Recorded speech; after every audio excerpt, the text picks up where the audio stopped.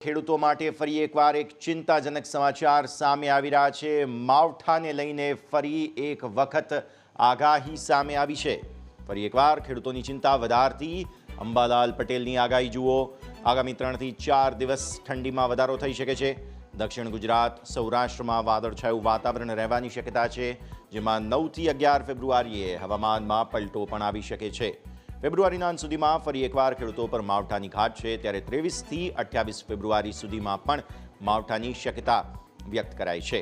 19 ફેબ્રુઆરીથી 14 April સુધી રોગચાળો પણ વકરી શકે છે અને 19 ફેબ્રુઆરીથી ધીરે ધીરે ગરમી વધવાની શક્યતા છે।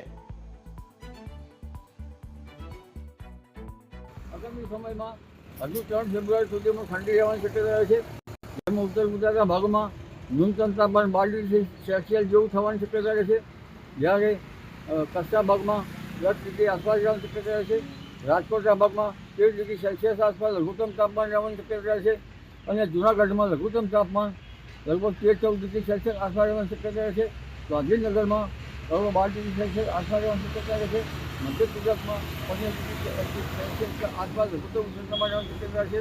તારીખ 5, 6, 7માં પુનઃ ઠંડી રહેવાની શક્યતા રહે છે। હમણાં જોવા જઈએ તો જે માવઠાની શક્યતા હતી તે સિસ્ટમો નબળી પડતા ફરી ઘટી ગઈ છે।